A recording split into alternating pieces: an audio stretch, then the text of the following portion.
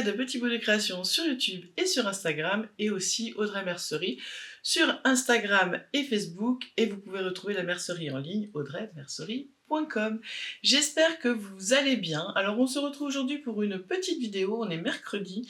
Déjà pour commencer, je tenais à vous remercier infiniment du profond de mon cœur pour l'accueil que vous avez réservé au défi. Je vous avoue que j'avais peur que ça plaise pas et tout, et en fait vous avez explosé les stocks. D'ailleurs, j'ai refait une commande parce que vous avez été plusieurs à m'envoyer des messages comme quoi vous n'aviez pas pu acheter la viscose que vous vouliez. Donc j'ai refait le stock, elles sont déjà en ligne. Je vais les recevoir, là j'ai commandé ce matin à 5h du matin. Je pense que je les aurai, ils livrent très vite, donc je les aurai avant la fin de la semaine, donc je pourrai envoyer vos colis au plus vite. Donc merci beaucoup, ça me fait énormément plaisir, et j'ai hâte que ce défi commence et qu'on voit un peu vos créations. J'ai déjà mis le post sur le groupe Audrey Mercerie Addict sur Facebook pour poser vos questions, poster vos photos, etc. Je vais le faire sur Instagram aussi, il faut que je prenne le temps de le faire. Alors aujourd'hui on va juste se retrouver. Moi après je vais passer en... Vous me verrez plus, vous ferez que m'entendre, et je vais vous montrer... Alors je pense que pour la plupart ça va être des patrons que j'ai, parce que là en fait je suis en train de faire le tri de tous mes patrons et de les enregistrer sur l'application Trello pour parce qu'en fait j'ai l'impression de plus savoir ce que j'ai en stock, donc enfin que j'ai en patron, et donc l'application Trello est très bien, et donc je les range par catégorie de vêtements et on peut voir tout ce qu'on a.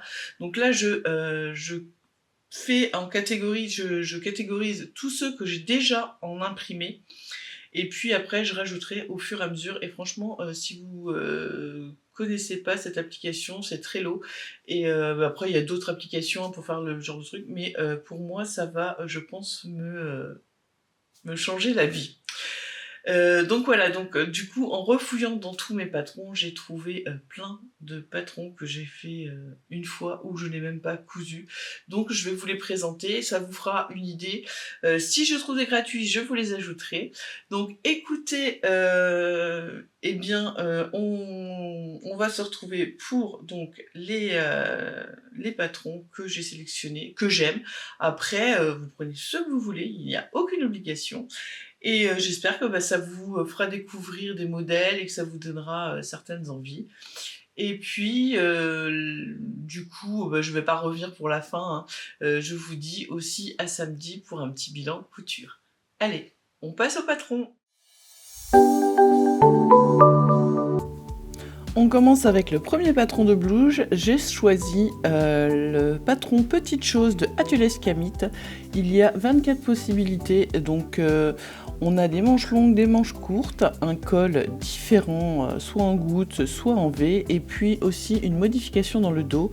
Ce qui est bien, c'est qu'on peut le faire une blouse, une robe. J'aime beaucoup ce patron que j'ai déjà réalisé. Pour le second patron, je vous propose Cherry Blossom de Jolie Lab. Alors, il ne va que jusqu'au 46, mais c'est un patron que j'ai déjà réalisé aussi, que j'aime beaucoup. Cette petite blouse que l'on peut faire en manche courte ou en manche longue, avec une ouverture un petit peu en V, une basque sur le devant, et on peut ajouter aussi des froufrous. Mon troisième choix se porte sur la blouse Sticky Ladine. Alors c'est une blouse toute simple de patron Moi Je Couds qui va jusqu'à la taille 48. Mais ce qui est bien, c'est qu'on y rajoute en fait du bord-côte au niveau du col et au niveau des bracelets de manche. C'est aussi une blouse que j'ai cousue et que j'aime beaucoup. Je vous présente la blouse Betty de Anna Rose Pattern qui va jusqu'à la taille 52. Donc c'est une blouse évasée avec soit des manches papillons, soit sans manches avec un petit volant. Et puis on a deux façons de finir le bas. Une blouse que j'ai déjà cousue aussi, que j'aime beaucoup, que je trouve vraiment très féminine et très jolie pour l'été. Ensuite, le petit top Altaïr de Coûter Rêve qui va de la taille 46 à 64. Donc on a plusieurs possibilités. C'est un très beau patron de Anaïs avec qui j'avais collaboré sur les tissus et je vous invite vivement à le coudre.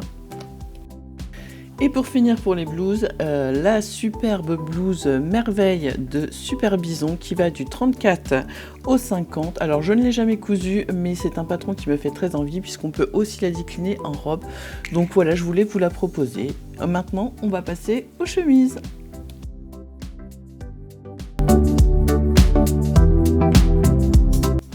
Pour les chemisiers, je vous propose celui de Super Bison qui s'appelle Josepha, que vous pouvez faire en chemise ou en robe. J'aime beaucoup ce modèle que j'ai déjà cousu et j'aime beaucoup les différences de manches qu'on peut avoir et les finitions au niveau du col. Je le trouve très sympa et c'est toujours super bien expliqué.